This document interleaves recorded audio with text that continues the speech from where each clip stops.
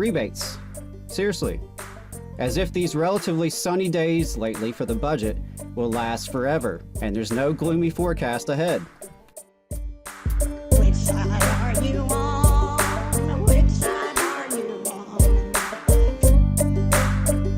on? So it is American Education Week, and I took the following pledge with the National Education Association. This American Education Week, we are coming together as families, educators, and communities to pledge our support for excellence in public education for all students. Great public schools transform the lives of students and their communities so we can create a more just and inclusive society. Together, we pledge to unite as one voice for our nation's students, demand justice and equity for students and educators, stand up for educator rights and safe working conditions, advocate for local, state, and federal policies that guarantee an equal opportunity for all students to succeed, share with our personal and professional networks about the challenges facing our students, educators, and public schools, and work together to find solutions for these challenges. I encourage you to take the pledge as well, but not only to take the pledge, but to act on it. I believe educators in the public schools in which they work play a pivotal role in our society and our democracy, to the extent we have democracy. On the Statue of Liberty are inscribed these words from Emma Lazarus: "Give me your tired, your poor, your huddled masses yearning to breathe free." Public schools, perhaps more than any other American institution, come closest to living up to this American promise. Unlike their competitors, public schools are required to admit all within their doors, regardless of ability, or language, or income, or race, or gender, or identity, or religion, and to provide a free, appropriate public education to the best of their capability.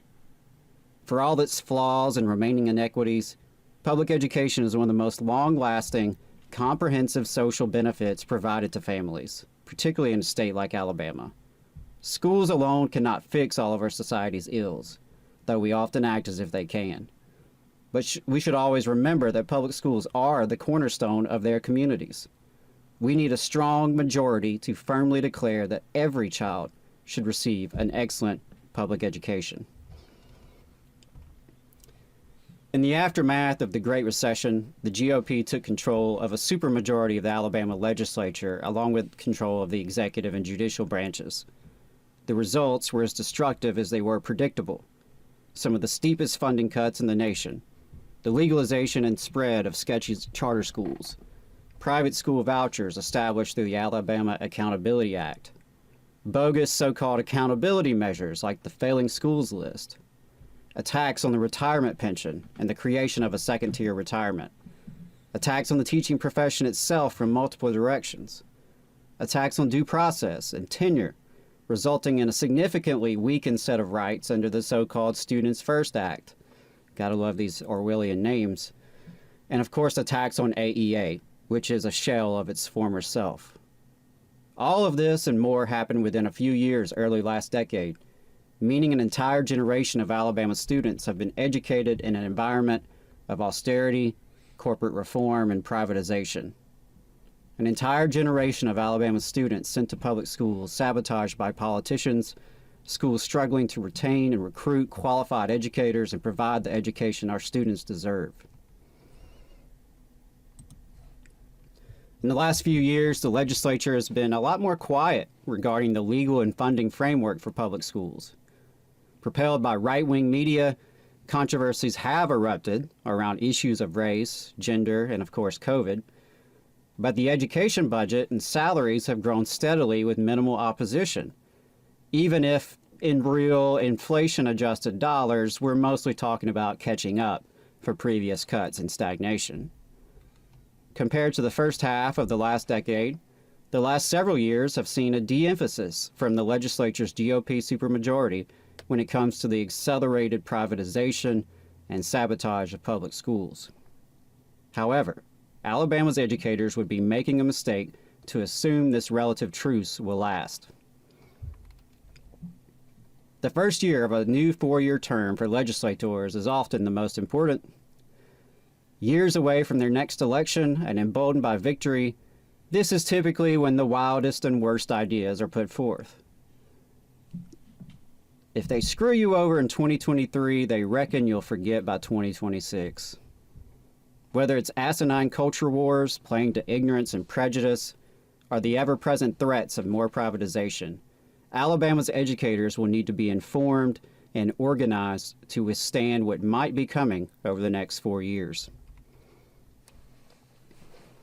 Alabama educators must unite and reject any attempts to divert public education funding, as well as new proposals to issue tax rebates. Rebates. Seriously. As if these relatively sunny days lately for the budget will last forever, and there's no gloomy forecast ahead. As if much of the budget growth didn't come from one-time federal infusions. They're not discussing badly needed reforms to Alabama's upside-down tax system that punishes the working class while advantaging the wealthy, the big corporations, and the absentee mega landowners throughout the state. They're not talking about adding new revenue sources like every other state around us. No, certain legislators, like Arthur Orr, for example, are floating the idea of issuing rebates because of so-called record revenue, while the right-wing think tank Alabama Policy Institute is pushing for permanent tax cuts at a time when we have such great needs across the state. They're talking rebates when the state of Alabama can't even provide all of its children pre-K.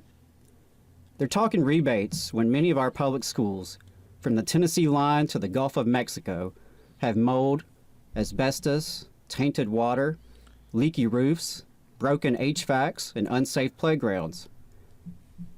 They're talking rebates when the state health insurance plan has yet to receive any of the American Rescue Plan Act ARPA funding to offset the millions of COVID-related extra expenses, which last I checked was a lot closer to the point of ARPA than building new mega prisons. They're talking rebates when so many of our public schools lack the counselors they need, lack the nurses they need, lack the social workers they need, lack the mental health professionals they need. They're talking rebates when there's no guaranteed living wage for support staff. These are the workers tasked with safely transporting Alabama's children. The workers tasked with feeding healthy, nutritious meals to Alabama's children. The workers tasked with providing safe learning environments for Alabama's children.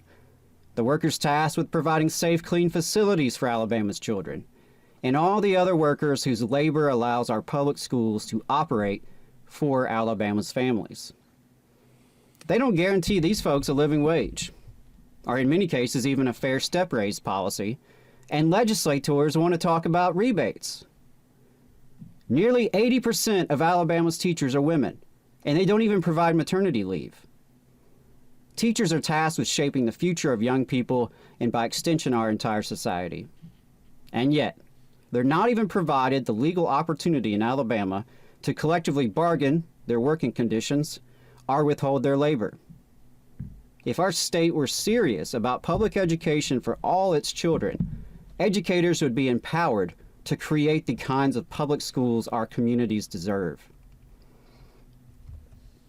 So no, we don't need any short-sighted rebates or more tax breaks for the wealthy and big business. Not when we have such needs in education.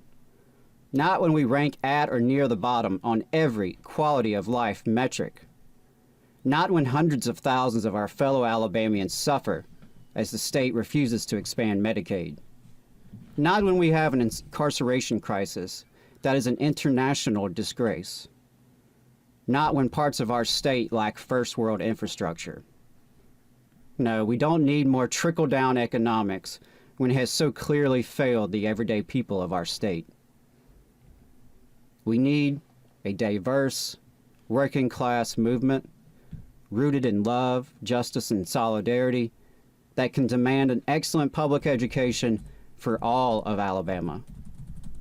So for me, I think the best thing we can do to support educators this American Education Week and every other week is to educate, agitate, and organize in our own communities and our own workplaces to build people power. The more people power we have, the closer we get to a future Alabama we can truly believe in. Hope folks hear that. Hope folks in Montgomery hear that. And I hope folks that are tantalized by, the idea of a one-time rebate, understand the idea of delayed gratification. And this is something that these, right-wing capitalist types are going to talk to you about all the time in your personal finances. But what they're trying to do right now is exactly the opposite of what would be, the responsible thing to do for a state budget. Right. So, Right. hope folks hear that. Hope folks hear that.